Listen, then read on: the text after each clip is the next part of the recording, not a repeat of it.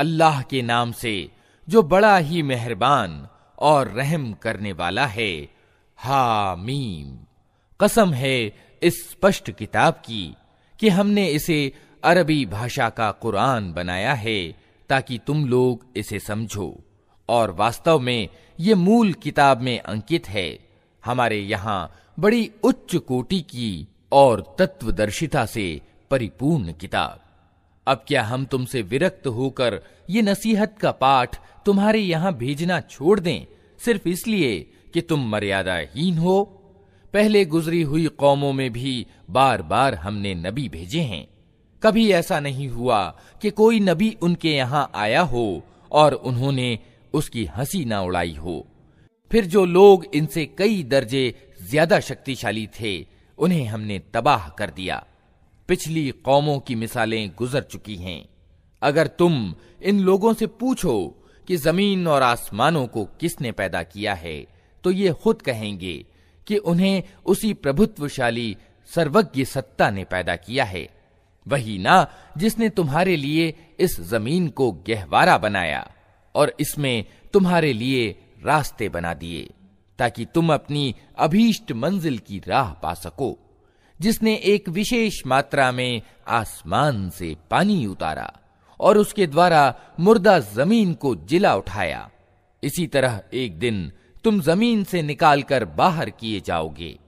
वही जिसने ये सारे जोड़े पैदा किए और जिसने तुम्हारे लिए नौकाओं और जानवरों को सवारी बनाया ताकि तुम उनकी पीठ पर चढ़ो, और जब उन पर बैठो तो अपने रब का एहसान याद करो और कहो कि पाक है वो जिसने हमारे लिए इन चीजों को वशीभूत कर दिया, नहीं तो हम इन्हें काबू में लाने की शक्ति नहीं रखते थे, और एक दिन हमें अपने रब की ओर पलटना है।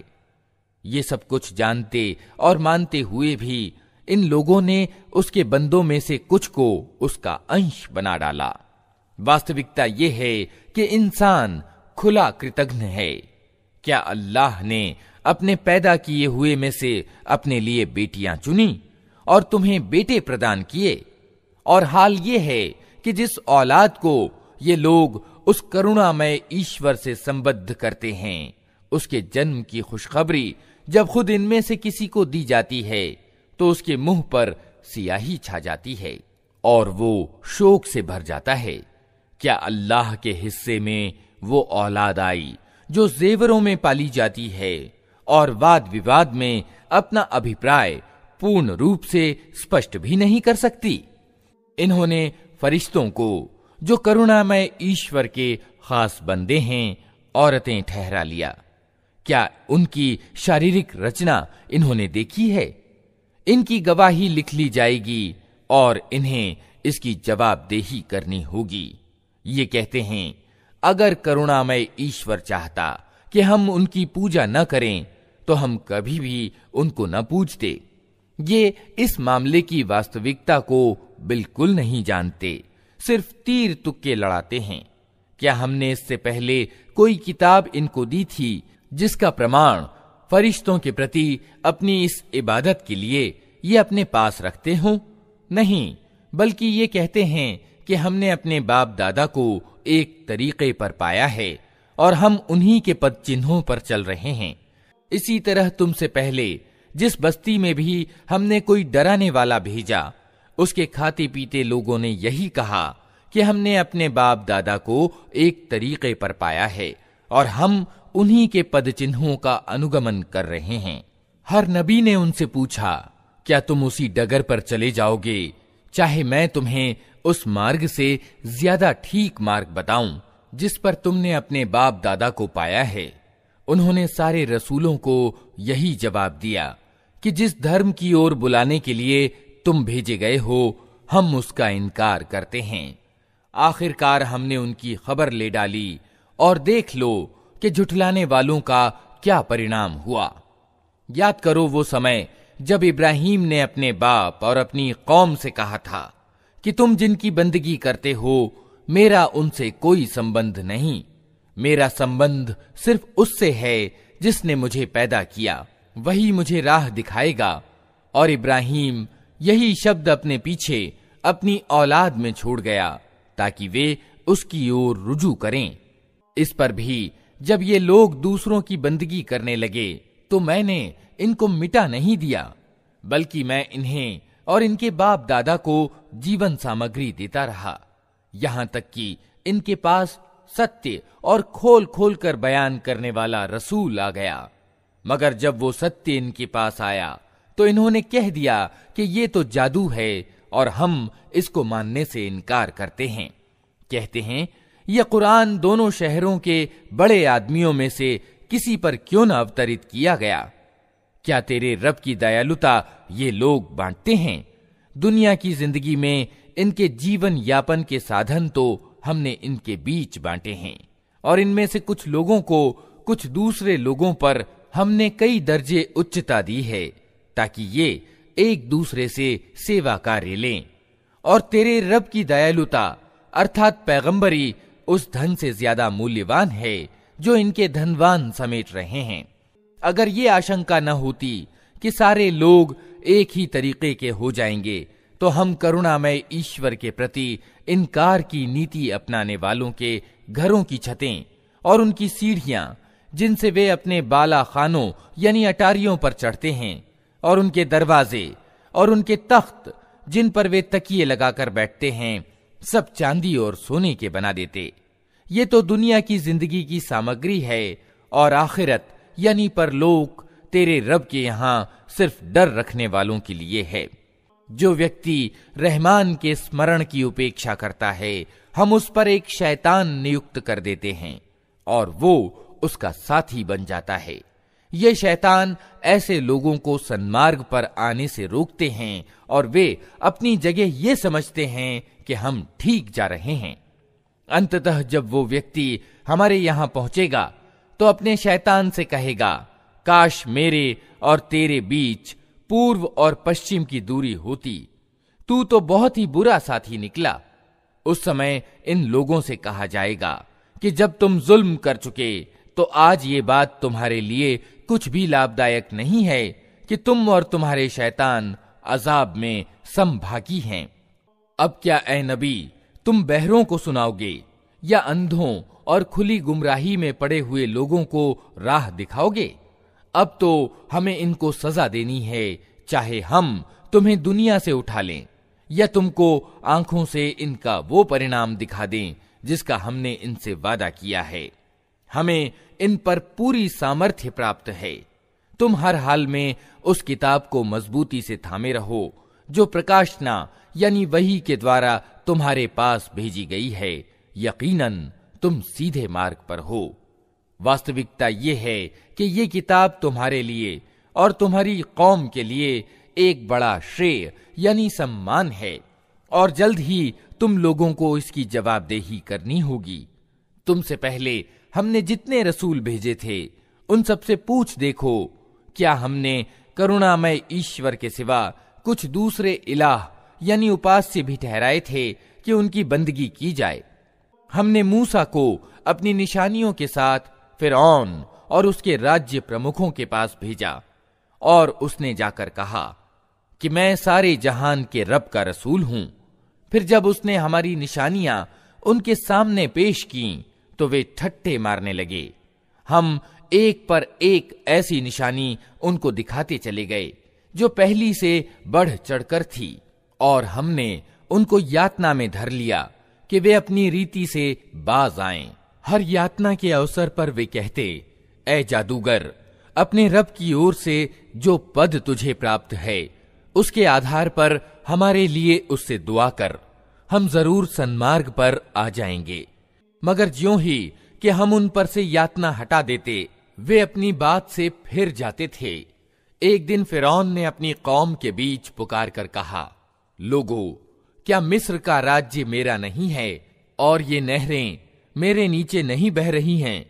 क्या तुम लोगों को दिखाई नहीं देता मैं अच्छा हूं या ये व्यक्ति जो अपमानग्रस्त और हीन है और अपनी बात भी खोलकर बयान नहीं कर सकता?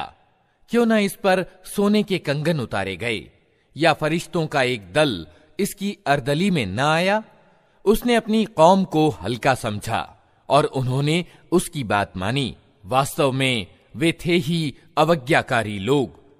आखिरकार जब उन्होंने हमें क्रुद्ध कर दिया तो हमने उनसे बदला लिया और उनको इकट्ठा डुबो दिया और बाद वालों के लिए आगे गुजरे हुए और शिक्षाप्रद नमूना बनाकर रख दिया। और ज्यों ही कि मरियम के बेटे की मिसाल दी गई, तुम्हारी कौम के लोगों ने उस पर शोर मचा दिया और लगे कहने कि हमारे पूज्य अच्छे हैं या वो। ये मिसाल वे तुम्हारे सामने सिर्फ कुतर्क के लिए लाए हैं। वास्तविकता ये है कि ये हैं ही झगड़ालू लोग।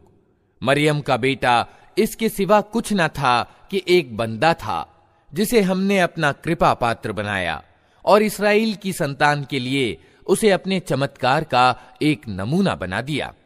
हम चाहें तो तुमसे फरिश्ते पैदा कर दें जो जमीन में तुम्हारे उत्तराधिकारी हों, और वो अर्थात मरियम का बेटा वास्तव में क़यामत की एक निशानी है।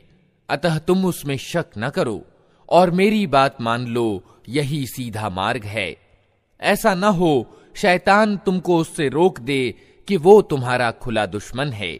और जब ईसा स्पष्ट निशानियां लिए हुए आया था तो उसने कहा था कि मैं तुम लोगों के पास तत्वदर्शिता लेकर आया हूं, और इसलिए आया हूं कि तुम पर कुछ उन बातों की वास्तविकता स्पष्ट कर दूं जिनके संबंध में तुम विभेद कर रहे हो।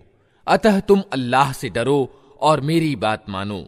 सत्य यह है कि अल्लाह ही मेरा रब भी है और तुम्हारा रब भी।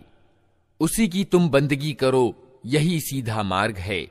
मगर उसकी इस स्पष्ट शिक्षा के बावजूद गिरोहों ने परस्पर विभेद किया।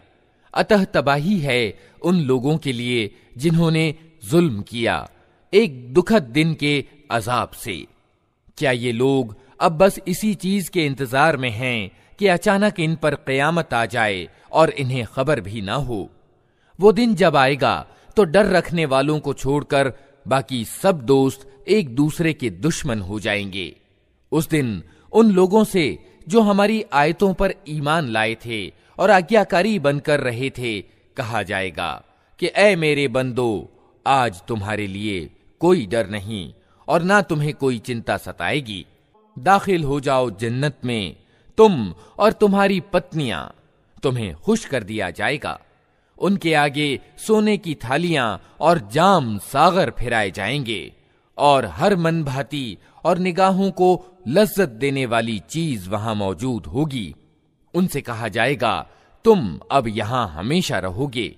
तुम इस जन्नत के वारिस अपने उन कर्मों के कारण हुए हो जो तुम दुनिया में करते रहे। तुम्हारे लिए यहां ढेर सारे मेवे मौजूद हैं जिन्हें तुम खाओगे। रहे अपराधी तो वे हमेशा जहन्नम के अजाब में ग्रस्त रहेंगे, कभी उनके अजाब में कमी न होगी और वे उसमें निराश पड़े होंगे। उन पर हमने जुल्म नहीं किया, बल्कि वे खुद ही अपने ऊपर जुल्म करते रहे। वे पुकारेंगे, ऐ मालिक, तेरा रब हमारा काम ही तमाम कर दे तो अच्छा है। वो जवाब देगा, तुम यूं ही पड़े रहोगे। हम तुम्हारे पास हक यानी सत्य लेकर आए थे, मगर तुम में से ज्यादातर को हक ही अप्रिय था। क्या इन लोगों ने कोई कार्रवाई करने का फैसला कर लिया है? अच्छा, तो हम भी फिर एक फैसला किए लेते हैं। क्या इन्होंने ये समझ रखा है कि हम इनकी रहस्य की बातें और इनकी कानाफूसियां सुनते नहीं हैं? हम सब कुछ सुन रहे हैं और हमारे फरिश्ते इनके पास ही लिख रहे हैं। इनसे कहो, अगर वास्तव में रहमान यानी करुणामय ईश्वर की कोई संतान होती तो सबसे पहले इबादत करने वाला मैं होता। पाक है आसमानों और जमीन का शासक, सिंहासन का मालिक, उन सारी बातों से जो ये लोग उससे जोड़ते हैं। अच्छा, इन्हें अपने तथ्यहीन विचारों में निमग्न और अपने खेल में व्यस्त रहने दो, यहां तक कि ये अपना वो दिन देख लें जिससे इन्हें डराया जा रहा है। वही एक आसमान में भी इलाह यानी ईश्वर है और जमीन में भी इलाह यानी ईश्वर, और वही तत्वदर्शी और सर्वज्ञ है, बहुत उच्च और सर्वोपरि है वो जिसके अधिकार में जमीन और आसमानों और हर उस चीज की बादशाही है जो जमीन और आसमानों के बीच पाई जाती है, और वही क़यामत की घड़ी का ज्ञान रखता है, और उसी की ओर तुम सब पलटाए जाने वाले हो। उसको छोड़कर ये लोग जिन्हें पुकारते हैं, उन्हें किसी सिफारिश का अधिकार प्राप्त नहीं, सिवाय इसके कि कोई ज्ञान के आधार पर हक की गवाही दे। और अगर तुम इनसे पूछो कि इन्हें किसने पैदा किया है, तो ये खुद कहेंगे कि अल्लाह ने। फिर कहां से ये धोखा खा रहे हैं। कसम है रसूल के इस कथन की कि ए रब, ये वे लोग हैं जो मानते नहीं। अच्छा ए नबी, इनसे नजर हटा लो और कह दो कि सलाम है तुम्हें, जल्द ही इन्हें मालूम हो जाएगा।